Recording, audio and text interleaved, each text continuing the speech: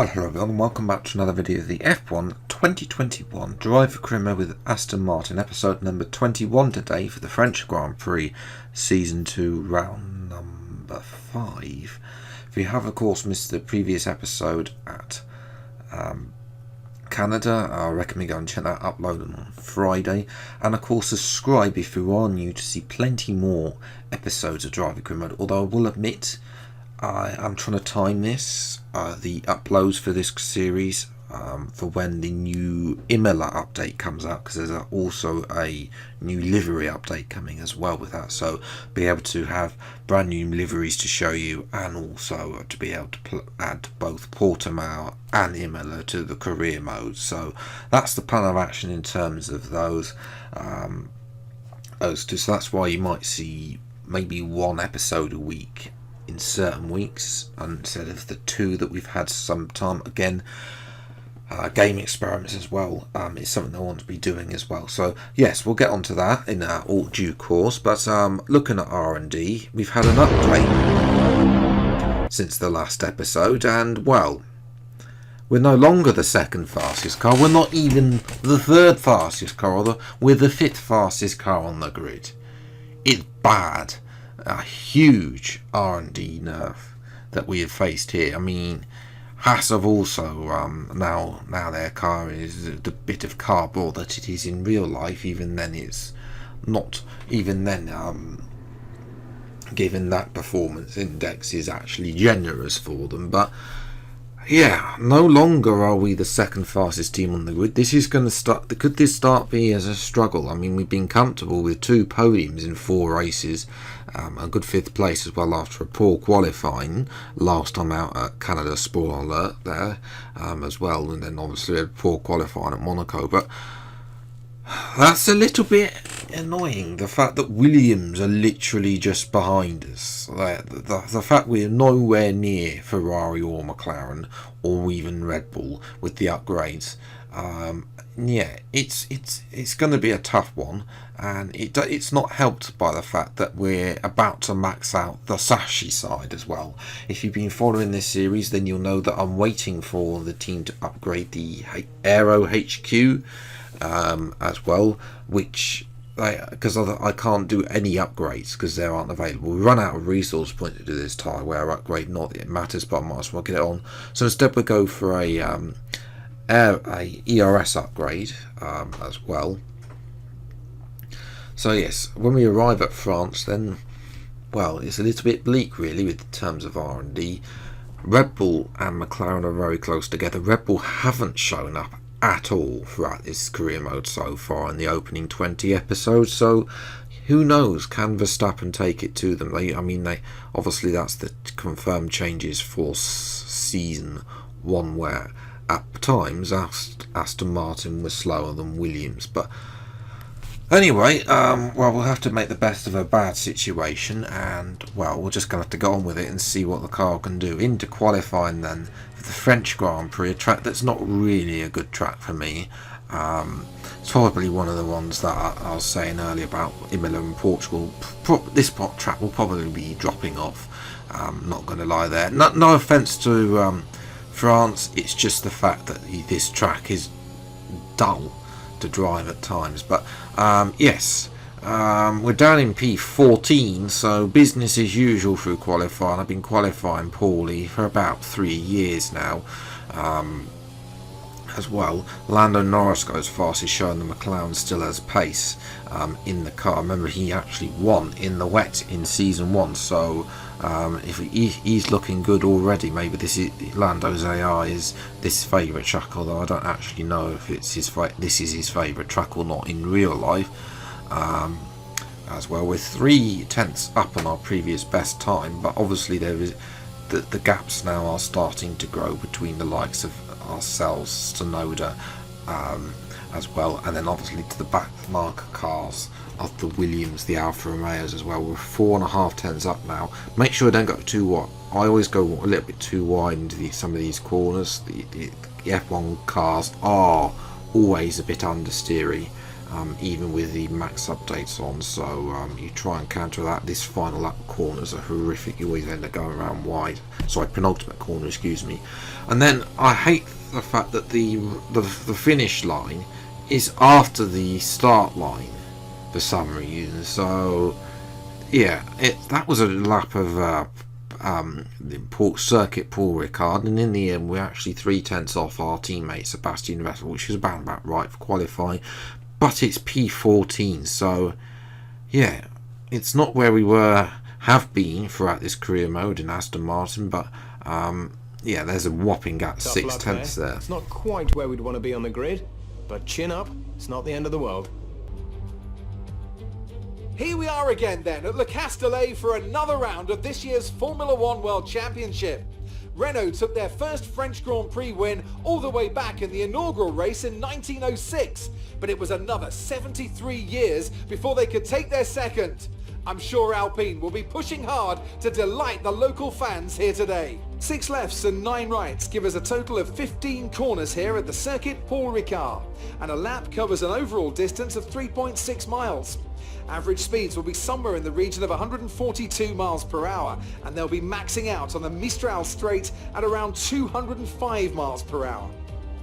Joining me for today's race once again is Anthony Davidson. Why don't we talk about Ferrari? There have been some tweaks to the power unit regulations, of course, and I have to say it doesn't seem, so far at least, that they've been able to keep up. It doesn't look promising for them so far. And if the new regs have hit them as hard as we think, well, I suspect they may need a few late nights at the factory to get back on track. Before we begin, let's take a quick look at the grid lineup for today's race. Good job yesterday from Valtteri Bottas. The Finn starts from pole position and Lando Norris lines up alongside. Moving on to the rest of the grid, we have Hamilton, Verstappen, Daniel Ricciardo and Leclerc, Perez, Sainz, Fernando Alonso and Pierre Gasly, Ocon, Vettel, Yuki Tsunoda and Aston Martin, Russell, Latifi, Antonio Giovinazzi and Guan Yu Zhou, Mick Schumacher and Nikita Mazepin. Which of these talented drivers will come out on top today? After the points finish last race, let's aim to keep the momentum going. It's going to be tough, I'm not going to lie. France, I don't have natural pace around here, so although I have said, so yeah, we're going to try the other one stop, that's medium to soft. It worked last time out in Canada, and I might as well we might as well get used to seeing this strategy every time we qualify outside the top 10. I think we're going to be using this strategy from now on in this driver career mode of ours, just to try something different and make positions in the latter half of the race. But anyway, 5 red lights are on and away we go, and it's a bad start for Vettel. He's had a dreadful start, and we're already past our teammate up into P13. Nobody else is joining on the medium tyres as we try to have a little look down the inside of Tsunoda. Vettel comes back a bit. Tsunoda's been pinched off by the Alpine car, and then pinch him off the circuit to try and go down the inside of Ocon. Very defensive there as we're watching Lando Norris take the lead.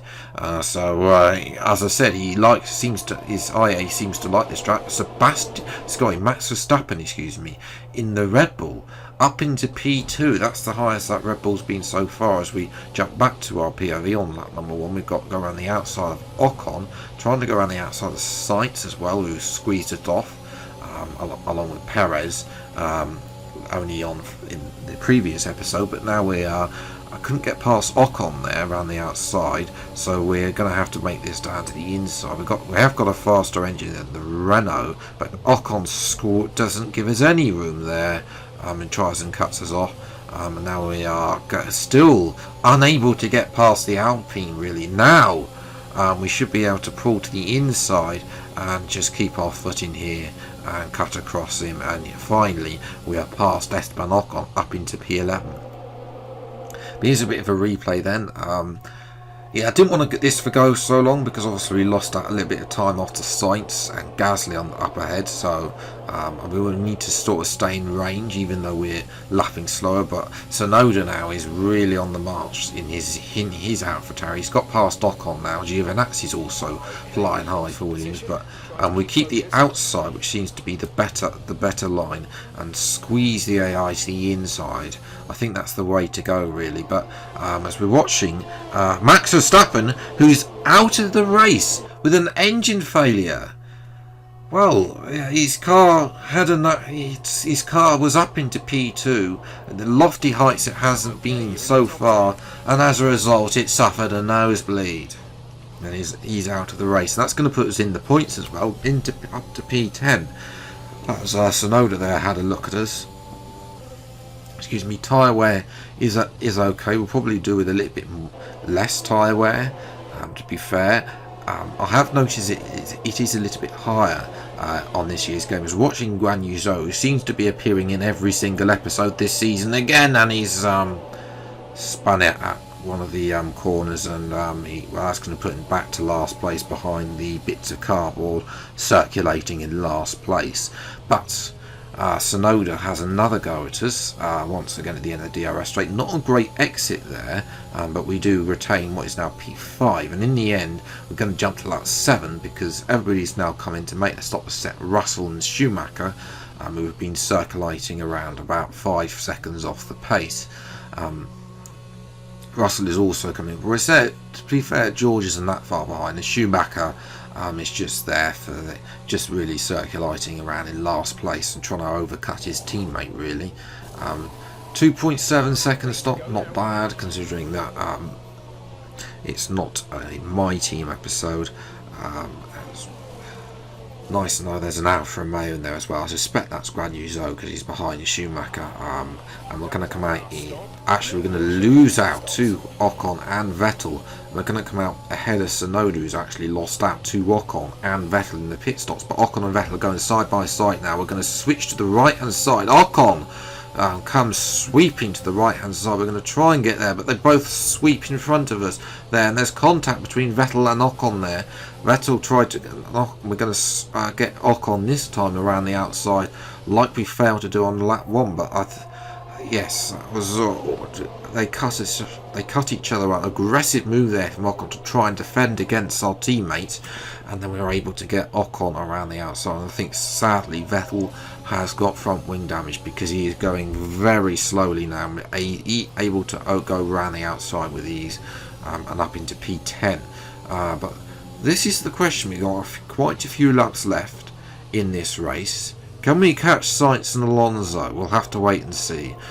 Speaking of Sainz and Alonso, here they are. They're having the battle with Gasly, who's up ahead. Hopefully, there, as Sainz gets forced off, almost off circuit, going off circuit to try and get past Gasly, and he does indeed get past Gasly. But we're not really able to dig into that lead, unfortunately. 5.8 seconds with 3 laps to go. It's not really happening, even if we did set the fastest lap of the race. So watching now, Daniel Ricciardo, he's trying to get past Sergio Perez. This is for a lowly 4th place, I think it is. But Perez is blocking him off there. And in the end, Lando Norris does indeed win a 2nd French Grand Prix in a row. We're going to come home for a solitary, singular, desperate, dissolute point for P10. Not where we want to be. And really, we got, well, I would say we got a lot of work to do with the car, but we need the team. We need Lawrence Stroll back to come and invest and open one of those brand new facilities that he's been building in real life, so that we can upgrade the HQ and the Aero and the Sashi side to Spec 3, and then we can apply these upgrades and move up the grid. But yes, Norris won, the first non-Mercedes driver to win. Really nailed it off the line. To be fair, they have been doing the McLaren have been looking very good so far this season. Ricciardo in the end did get past Perez for P4. That win puts Norris past us, and our fight with McLaren is pretty much over now. Really, because obviously they got a 1-4. I only got picked up a solitary point. So in terms of the Drivers' Championship, can we hold on to P5? I don't know. Will Red Bull resurge themselves? Perez only was P5 today, so if we can get some better results, some better tracks like Austria, Belgium, Italy, Mexico as well, and Brazil are all coming up, all still to come, then there should be good. But in terms of the constructors, it's pretty much over. We're just trying to hold on for third place, if we can do, 30 or so points ahead of Red Bull as well. We have got upgrades coming, but whether or not they improve the performance of the car, we need the car. I think the car could do with a few more aero upgrades on as well. But yes, that's where I'm going to leave it for today's video. If you have then enjoyed this video, then leave a like, subscribe to the channel if you see plenty more F1 2021 driver career mode videos as and when they come out. Until the next video, then I'll see you next time. Take care, thanks so much for watching, enjoy your day, and goodbye.